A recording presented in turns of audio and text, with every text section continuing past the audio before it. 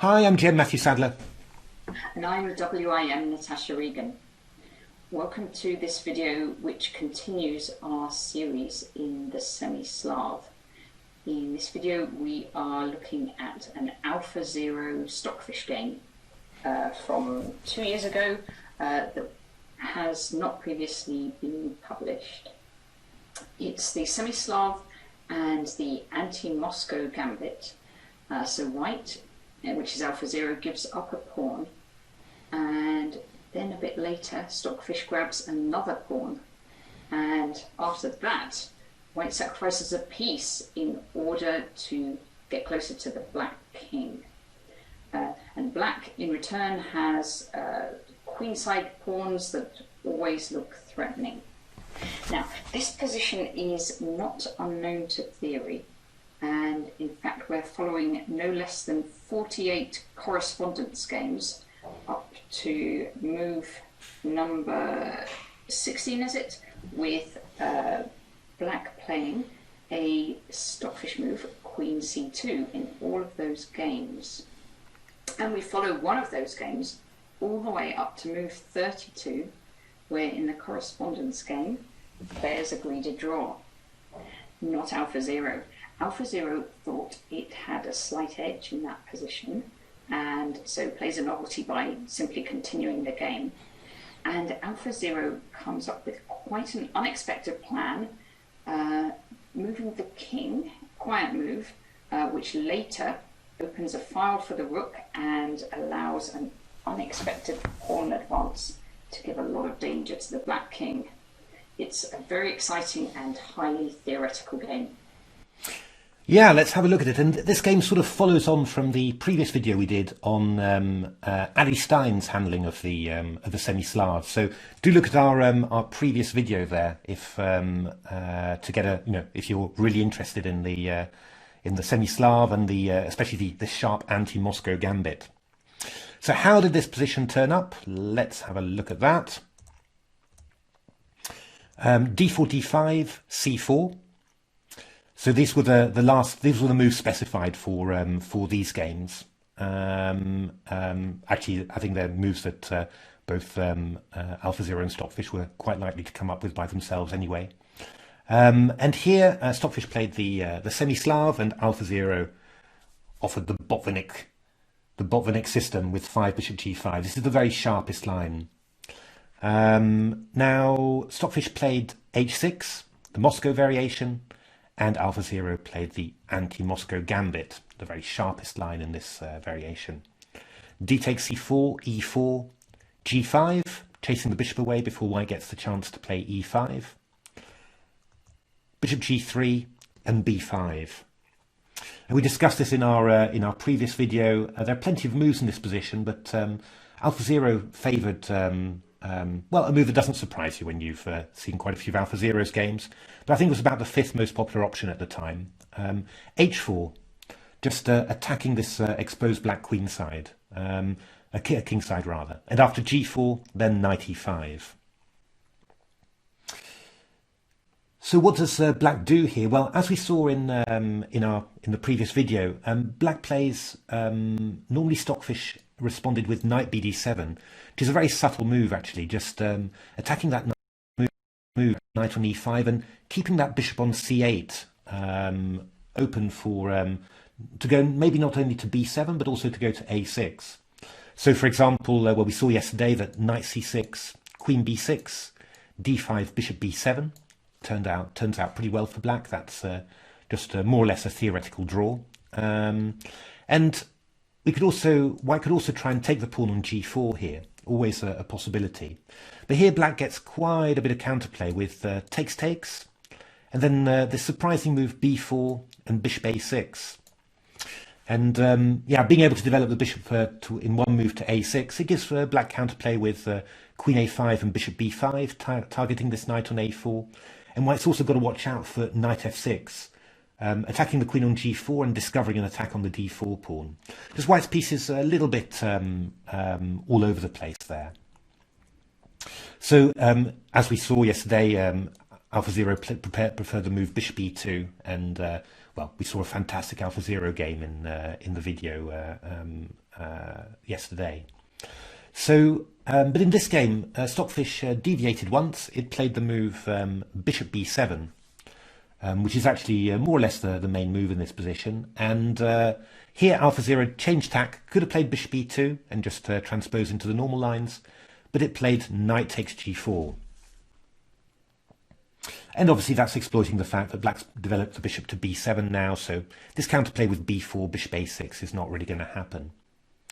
Black's got a couple of moves here. The big expert on the Semi-Slav, Alexei Dreyev, or big expert from my day. I mean, he was really amazing in the pre-computer age for finding ideas. Well, he mentioned in his book the interesting idea knight bd7, knight takes f6, queen takes f6. Quite an unusual position. Black's got quite a bit of space. He's quite forward, but a lot of holes in the position. White's got a double pawn centre. The black queen's maybe a little bit exposed. In principle, my engines were doing, all right with this as black, but I think probably a little bit uncomfortable. Leela played an interesting idea here: bishop e2. That's not the main move. Queen d2 is the main move. Rook g8, e5, and bishop f3. And the idea is the bishop comes to the long diagonal to, well, inhibit c6 to c5, and also make sure if black does try and activate the bishop, then that one gets exchanged.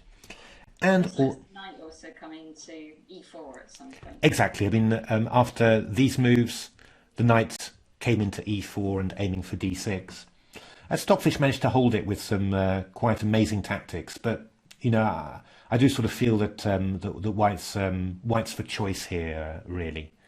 So yeah, I mean that's possible, but Stockfish played the most principled line, and that's also the main line. That's knight takes g4, queen takes g4, queen d4. If you can grab a central pawn, always do it. Is kind of my rule, unless it loses straight away, of course.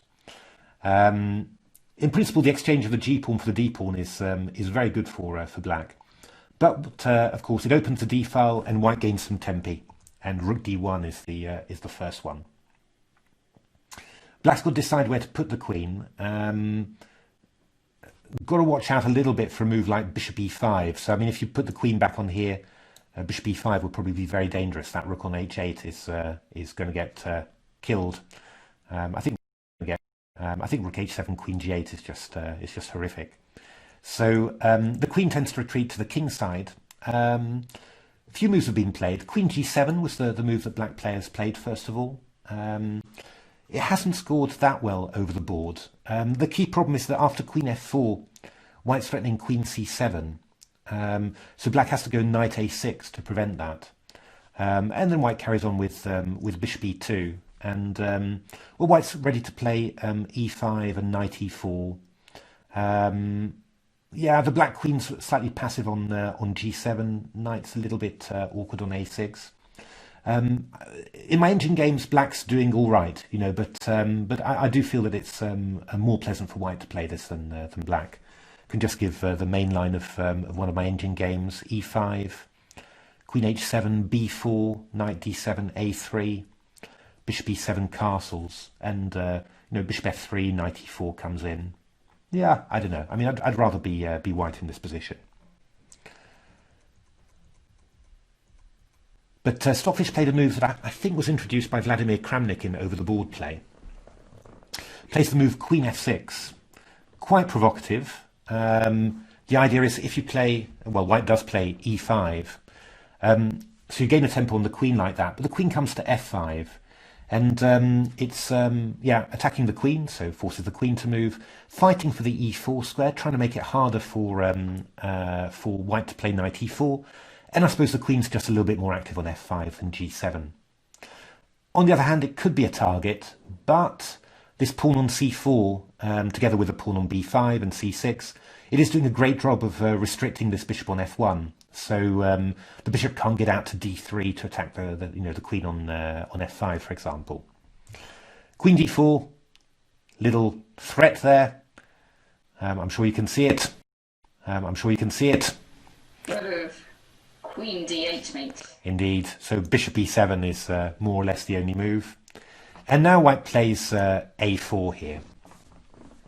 which emphasises the fact that, black's queenside pawn majority there is a big strength, restricts white's pieces, could be very dangerous in future.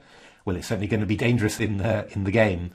But it's also a weakness because it's close by to white's position, so white can attack it very easily, undermine it very easily.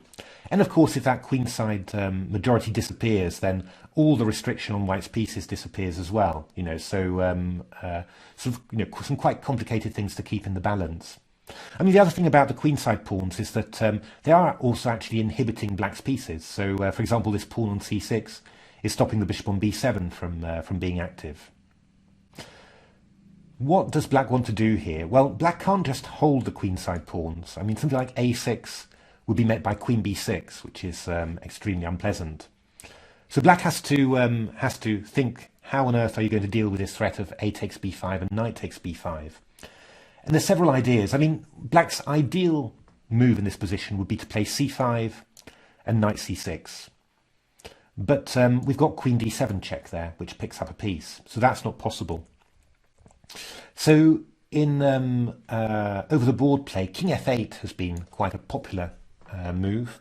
You can see why the idea is when I go c5 and knight c6, queen d7 won't be check anymore.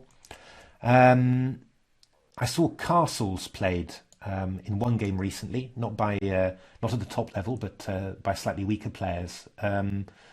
Yeah, I mean, it's a similar idea to king f8, but the rook gets active, but the pawn on h6 gets weak. Yeah, I think it's probably a slight edge for white, but nothing too amazing. The mainline, in actual fact, has been to play this interesting idea c5, queen d2, queen f4 is another idea that the engines look at, but I think the exchange of queens is fine for black. And now a6, with the idea of takes, and now queen e4 check. Very important move to be able to play there. And after bishop e2, queen g2, rook h2, queen c6, knight d6 check, knight d7. This is actually a game of Grishuk's against Liko from around 2009. This was when the line was at its most popular on over-the-board play. I think Grishuk played h5 in this position. Liko seemed to hold it very comfortably. I mean, I do think this position is probably a little bit more comfortable for white to play, but with good preparation, you could definitely hold this well with black. I had an engine game. This was Grishuk game. An engine game continued queen c3, rook g8, h5 now, rook h4, rook c4, bishop c6, rook h, bishop c6, rook h4. The king tried to move away, queen g5. I mean, they're quite slightly difficult moves to understand for black, which is why I think it's maybe not as obvious to defend as black as you might think. But my engines managed to defend this perfectly well, swapping off queens in the end and held. A little bit tricky maybe to defend for black, but theoretically I think probably about equal. However, in correspondence chess, so that's c5 is the move that's been mainly played in over-the-board chess, which is not too unusual. I mean, activating the bishop on b7, that's really what you want to do. But in correspondence chess, it's a completely different story because the vast, overwhelming majority of games feature the move queen c2. 48 games we've got, as Natasha mentioned in this line. And I guess it's not coincidence that this is also Stockfish's favourite move, and the move that... if I was a correspondence chess player, and you're allowed to use the computers. Yeah, of course, yeah. Work with the computers, and I would certainly check my moves with Stockfish. So it's not surprising that there's a big correlation between the correspondence moves and Stockfish's moves. No, exactly. I mean, that's it's completely sensible to do that, but it is quite. I do find it quite strange, really, or quite amusing to see that, really, that over the board. It kind of shows, what a natural human move. Everybody's playing c5 over the board. Yeah. And that the Stockfish move, which is strong, is less intuitive to us. Exactly, yeah. I mean, it's actually something that we looked at in great detail in our book Game Changer. We spent a whole chapter on defence, and we spent a lot of time looking at how does Stockfish defend. And it's very typical that what it does here. It uses its queen incredibly actively to create chaos in the opponent's position and basically try and force the opponent to act before it's ready. You know, if you gave white a couple of extra moves, bishop e2 and castles, then everything works.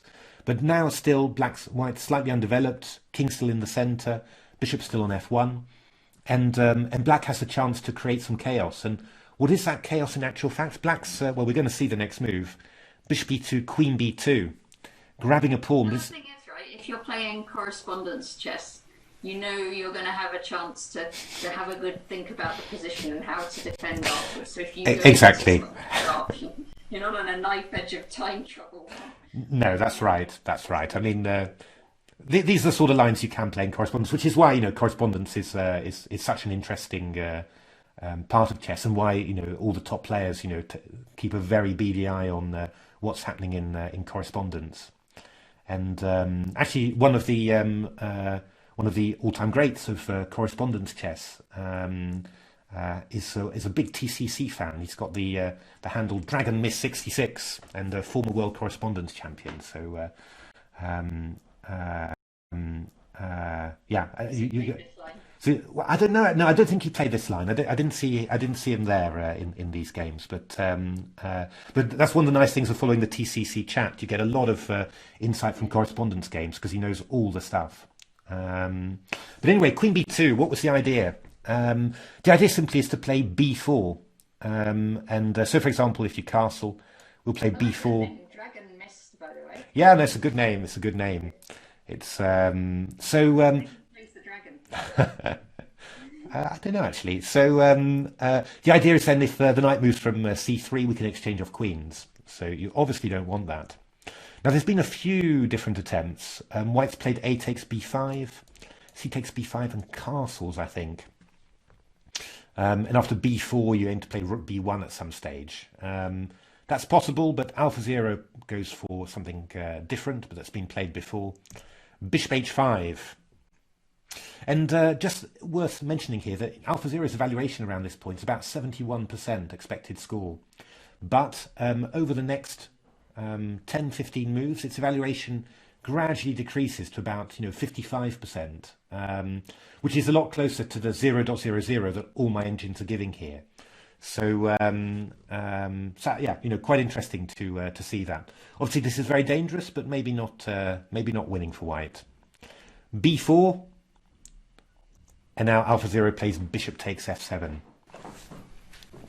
What the piece sacrifice we're talking about? Exactly. So king f7, queen f4 check, king g7. AlphaZero gives another little check, another couple of little checks, and then plays knight e4. And well, I mean, what was the plain tactical point of bishop takes f7? Well, white could move the queen away from d4 with tempo, and thus move the knight into e4. So basically, white's avoided the exchange of queens, but at the cost of a piece. What has white got in return here? Well, let's have a look at the next move, and then we'll discuss that. c5 from black, obviously activating the bishop on b7, very natural. Queen f3 check, a couple of little checks again, and then castles from AlphaZero.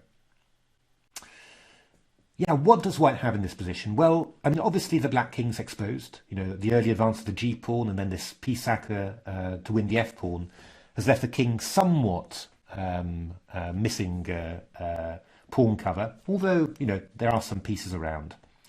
In terms of attacking pieces, white's got a very nice queen, a good knight. This rook is on the d file, but it doesn't seem to have any entry points yet. d6 and d7 are covered. Apart from that, yeah, not so easy to see how you're going to get the rest of your pieces in there with action. Bishop on g3 is supporting e5, which is good, but in terms of actively doing stuff, it'll take a few moves to get going. Maybe h5 and bishop h4 is a decent idea. That's a line that Stockfish was liking in my engine games. h5 gives you a square on g6 for the queen, and bishop h4 exchanges off the dark squared bishop and, well, basically frees up access to f6 and d6. So that's possible, but it's all going to take quite a few moves. However...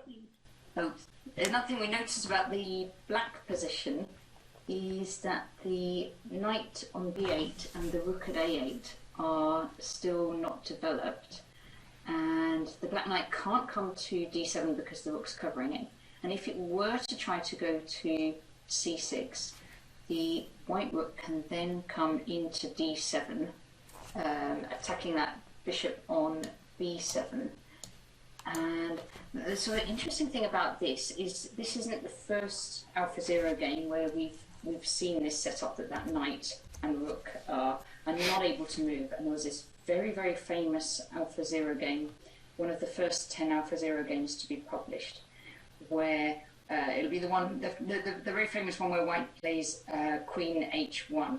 And in that game, and white's doing lots of sacrifices, and then just quietly exchanging everything off. And in that game as well, the knight and rook was stuck like that, with d7 square again covered to stop the knight developing. Yeah, it's and we've seen this. There's been some more as well. There was this lovely double pawn sacrifice in the Catalan game, where again Stockfish, and the Queen's Indian especially a lot, was getting its knight and rook in a situation where it couldn't develop. And I mean, what does that mean? It simply means that the the balance of forces relatively is not as great as you might think. Despite the fact that AlphaZero sacrificed pawns and pieces, to get here. What you can having those pieces like that gives AlphaZero probably a bit more time to attack, but all the same, not too much time, because these queenside pawns are rolling, and yeah, I mean you've really got to watch out for that. So what does Stockfish do? It plays queen c2, very typical of Stockfish again. Creates chaos with its queen, and now it's trying to get it back last gasp to a square like g6 or h7, and it's attacking the knight on e4 there. So queen h5 check, AlphaZero, a few little checks, and then f3. So AlphaZero is still not willing to take a draw by repetition. Quite a few of my engines were looking to do that actually, but not AlphaZero. This move f3, it blocks the protects the knight on e4, and black can't get its queen back now because moves like bishop takes c4, f takes c4 actually activate the rook on f1 gloriously, which is just completely killing there. So black's got to find a way to develop. And it's not too easy, it has to be said. Stockfish finds a very interesting idea. I mean, I was looking, could black just play a move like c3, for example, and just move its queenside pawns just a little bit further, before doing anything. But we've got a very dangerous idea here, which is this move rook d6. Remember this idea. And yes, the entry points on the d file are covered, but maybe not well covered for sacrifices. So one of the lines I looked at, it's a long time ago now, was bishop takes d6, e takes d6, bishop e5 check, knight f6, and queen e6. And it's very, very difficult for black to do something. I mean, actually h5 check is a massive threat here, as well as other discovered knight attacks. And this knight stops any of the the black pieces from getting too close. And one of the lines I looked at was queen f5, h5, and then f4 check when the black queen is lost. So this rook d6 idea, all sorts of variations. It's very, very dangerous. So what Stockfish decides to do here is to play the move knight c6. We mentioned that this knight was necessary to cover the d7 square, but actually Stockfish was intending against rook d7 to do something very shogi-like. If you play shogi, you'll know this structure. It's called the anaguma, or bear in the hole, and that's rook h7, rook b7, king h8. So gives one piece back, but gives the king some cover. And in the meantime, this knight's ready to come into d4. The queenside pawns are ready to roll. Still quite dangerous for black, but not at all obvious how how black's going to how white's going to make this. And I mean, black's going to make also targeting g2. So there's even some danger for the white king as well. But AlphaZero decides to play this move rook d2. And the idea is to free this knight for movement by chasing the queen away from this long b1 h7 diagonal. And let's have a look. What did we have? Queen a4. I think had some engine games in this line. Rook d7 is strong. Queen g4 check, and rook d7 was played in a Stoneface against Stockfish as black here, and Stockfish was unable to hold this. Queen g6, queen h6, rook takes b7, king h2. Lovely quiet moves. Rook there. Basically everything that Stockfish did just made its position worse, and Stoneface won a few moves later. So yeah, having the queen away from that diagonal, really is great for freeing this knight for action.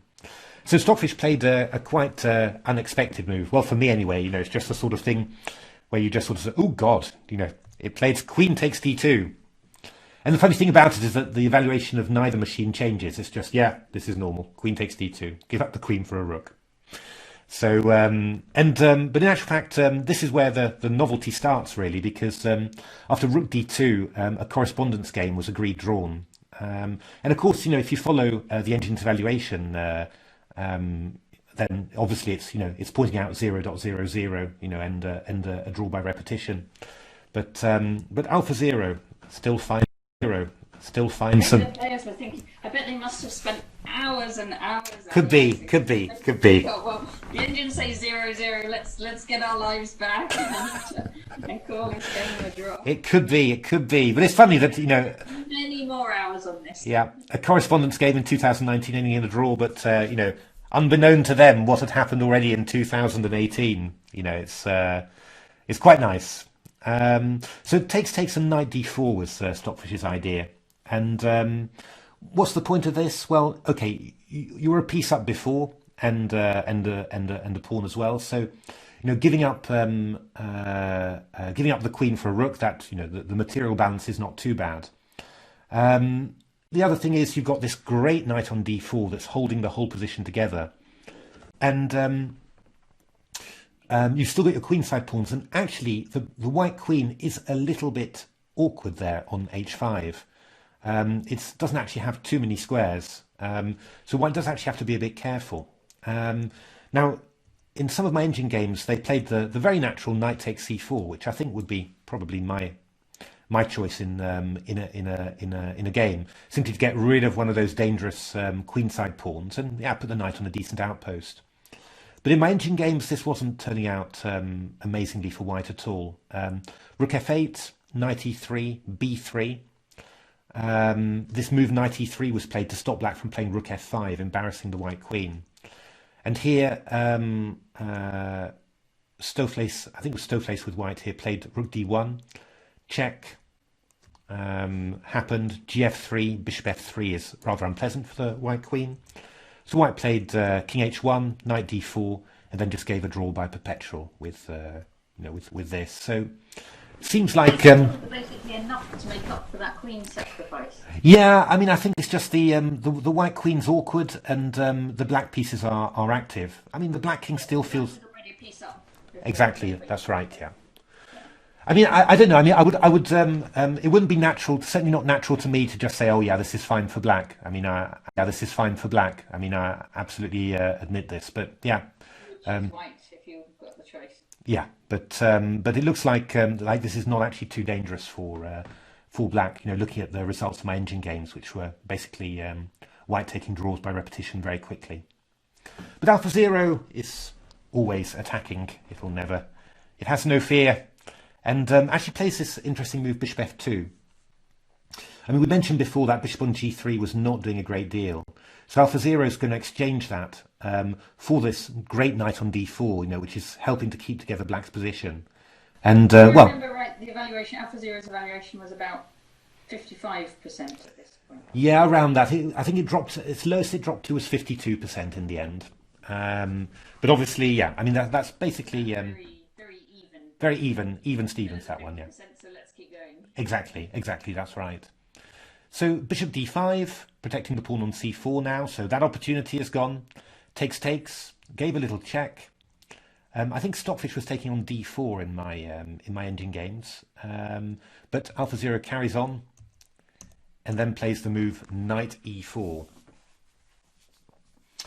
So yeah, I mean it's a very interesting position. I mean, obviously white's got these perpetuals, but or these chances of perpetuals, but yeah, I mean at some stage you might just overdo it, you know. So you've got to be very careful here. D3 comes in. Stockfish is just advancing its pawns. I mean C3, D2 is coming, and this is really dangerous. If anyone remembers, we did another video with queenside pawns coming down just like this. Exactly. That was Stockfish against Ali Stein. An amazing Reti game. Yeah, that's Chess Giants number 37. I mean, do take a look at that game if you haven't looked at it, because it's just as stunning as this one actually, and really quite amazing. So Queen H5 check from AlphaZero. Queen G4 check again. Is it going to take a perpetual? No. It plays this move, King H2. And this was quite a funny moment, really, because certainly when I was analysing 2 years ago with my engines, all the engines, their valuation for white just drops, and they really think that white's overdone it completely, and that if anyone's better, then it's going to be black. Well, AlphaZero believes, and we'll see what it's actually found in the next few moves, because what it's found is amazingly deep, and certainly on my hardware, you know, my engines aren't finding it. Maybe on more powerful hardware, you know, the depths might be greater and might find stuff, but still very impressive. I'm going to show you what Stockfish did, because it's very reasonable, but actually became a complete disaster. And then we'll have a look afterwards to see, you know, where I thought it might have been, black might have had some improvements. AlphaZero played Rook AD8, which is, I think, a very natural move, supporting the D pawn, preparing to go C3 and D2, and also covering some of the entry squares for the knight. You know, you can just capture that now. Queen F4 check from AlphaZero, and now King E8, trying to run away.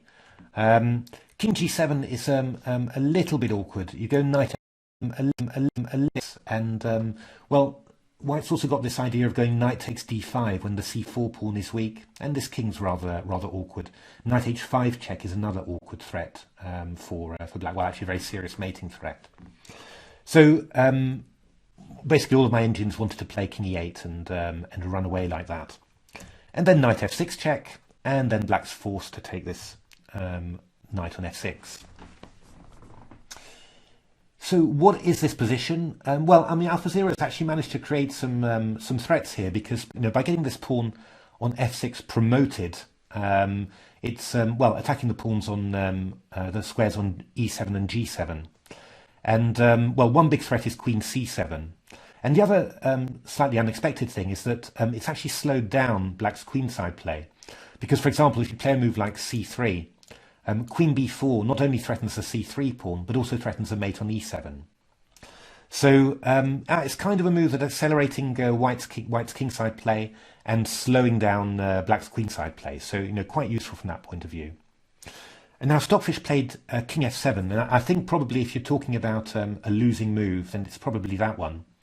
The odd thing is that, again, on my hardware, when I'm running a recent version of Stockfish, the Stockfish 11 I think I've got on this laptop, so a little bit behind the dev version that's running at the TCC at the moment.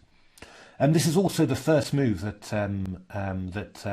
Stockfish on my hardware is looking at.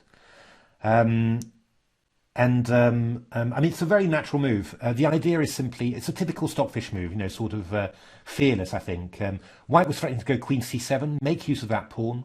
So black makes sure that after queen c7, you can just take the pawn on f6. That's as simple as it gets. And still displaying 0-0 on as the evaluation. But here, after the next move, and you might want to pause the video here and try and work out what AlphaZero did. Because AlphaZero's valuation after the next move, after it plays its next move, jumps to 81.4%. So, I mean, it's one of those amazing turnaround moments. And the beautiful thing about it is that, well, you see that AlphaZero must have seen this when it played its move King H2 before, because King H2 is an integral part of the whole thing. So the move is? The move is G4. Exactly, G4. What a move! Kingside or increasing the kingside attack. Exactly. I mean, the key point of this one is that if you play a move like something like A5, for example, then we play Queen C7 check, King F6, and now F4. And out of nowhere, I mean, for me, it really is out of nowhere, then this black king is actually almost getting mated. What's the white threat in this position? Well, if we just don't play a move, so just a dummy move and give white the move again, then white plays G5 check. And you're going to start seeing how valuable this rook on F1 is. So, for example, if you go King F5, then Queen E5, King G4, Rook G1 check. That's why we played King H2, in order to give the G1 square for the rook. There, check, there, and mate. Or alternatively, if black plays King G6, various moves here for white, but F5 check and G takes H6 was my engine's favourite idea. And again, with Rook G1 check coming in, you know, it's just absolute carnage, complete disaster for black. The other problem is that this bishop is loose, so if this rook moves from D8, then Queen D6 picks it up. So, I mean, really, absolutely from nowhere, we've got this enormous mating attack coming. So Stockfish played the move Rook D7, covering C7, again very normal. And I still don't think it had seen what was hitting it, because now the next move was Rook G1. And this is really where, you know, if you put on enough depth, then all my engines really start dipping and well, yeah, you know, seeing what all the problems are. Simply, this king on H2 has freed the way for the rook to come to G1, and we're now just playing G5, and we're going to power through the G file. So Stockfish played C3. Trying to distract white by offering the pawn on b4, but AlphaZero doesn't get distracted, not when there's a king to attack. Takes rook takes. It's very nice, it's sort of a pincer movement really. The rook is threatening to come in here, and if the king moves to e8, then the queen can come to b8. So you're sort of, you know, from both sides, you're corralling the black king. Rook h7 and queen g3, and well, there are some very serious mating threats coming in. King f6, rook g8, and here slightly abrupt end to the game. Stockfish played rook g7, and white played queen f4 check. I think AlphaZero was at 98% expected score here, and well, Stockfish's evaluation was so poor for black as well. I think virtually well, I don't know, loads of centi pawns that that actually resigned in this position, but it's quite a good, probably needs a little bit of explanation, certainly did for me. So after queen f4 check, queen e7, the funny thing is white could actually just pick up a rook with queen f8, king d7, takes, check, king c6, but actually the engines were not too keen on doing this. Those pawns are very dangerous, and d2, you're going d2, you can go bishop b3 and d1. White's got an h-pawn. The evaluation was better for white, but it wasn't actually that clear. What my engines wanted to do was the move, queen takes b4 check. The king goes to d7, and then we simply take and go queen c3. Rook f7, queen d3, rook f3, queen h7 check. And after the king goes somewhere, we take on a7. And this position is actually winning for white. Black can't stop both of the pawns. It can stop the a pawn, or it can stop the h pawn. Turnarounds that just a few moves ago it was looking like black's pawns were about to queen, and now black won't be able to stop either of the, or stop both of the white pawns queening here. Exactly. No, exactly. It's exactly. No.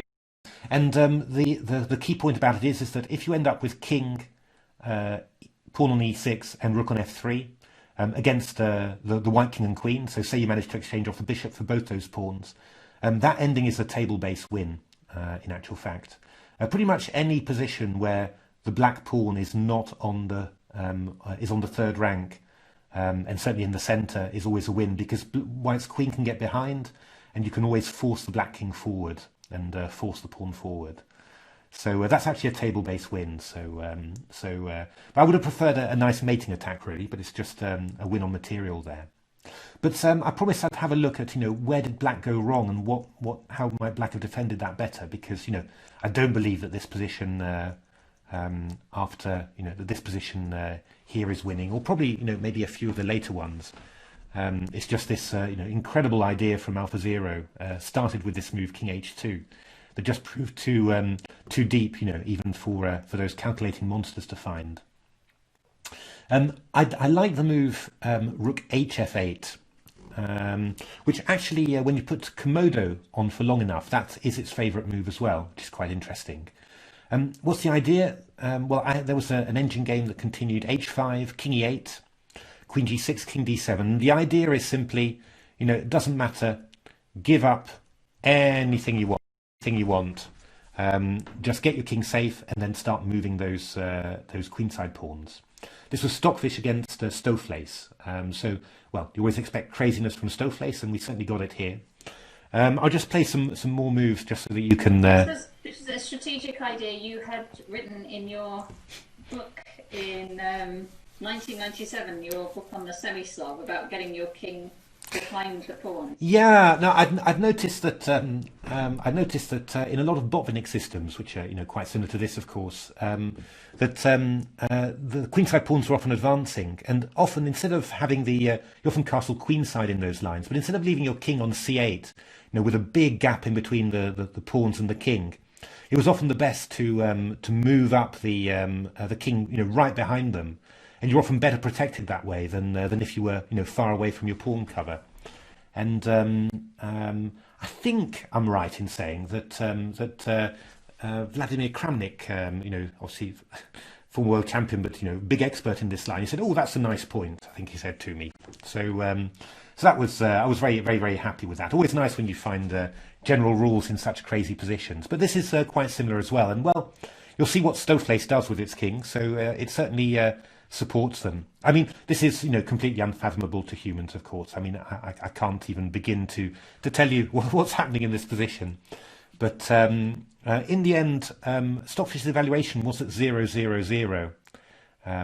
Sort of boring draw level for a lot of it. Eventually, it got Stowflace. Essentially, when time gets short, Stockfish is quite a monster. On my hardware, at any rate, and here the king got caught in a little trap there. Queen D3 and the bishop on C4 was pinned. But I mean, totally off the wall, really. I mean, what can you say? I don't think I've ever seen a position like this before. Or maybe actually the only position I've seen like this is Ali Stein's position against Stockfish. But I mean, in general terms, having a rook on F8 like this to cover the entry points on F6 with a knight. I mean, you can take it with you've got bishop and rook covering that, and also allowing the king to escape over to the queen side is not bad at all, I think.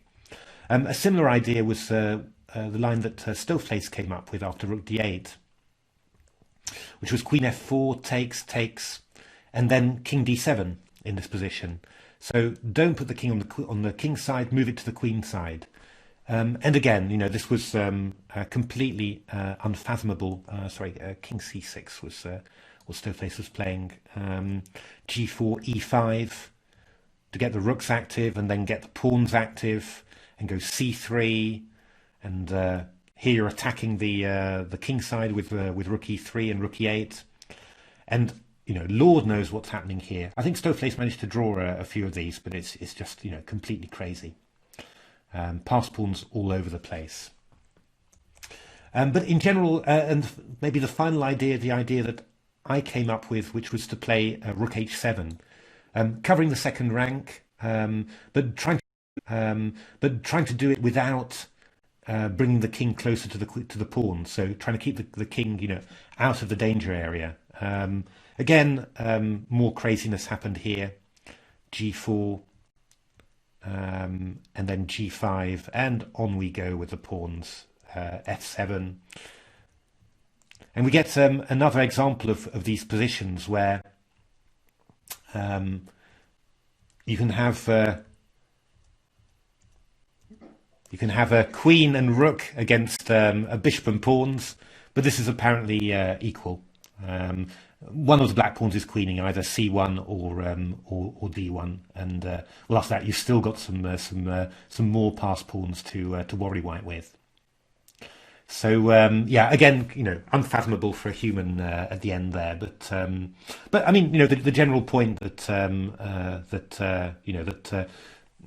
Black was able to sacrifice the queen because, well, it had these enormous queenside pawns as compensation. You see that happening again and again in variations. So there we are. I hope you enjoyed that game. Very important theoretical game, I think, as well. Actually, extending the boundaries of correspondence theory, which I think is quite well. It doesn't happen every day in this sort of game. Yeah, I mean, if you haven't subscribed to our channel, please subscribe. Indeed, help us get up to 5,000. That's our big goal, 5,000 subscribers. And if you haven't read Game Changer, do take a look. Lots of explanations about how Stockfish defends, and well, I mean, we've just seen loads of it here. Quite amazing. And otherwise, keep well, keep safe, and thanks for watching. Thank you for watching.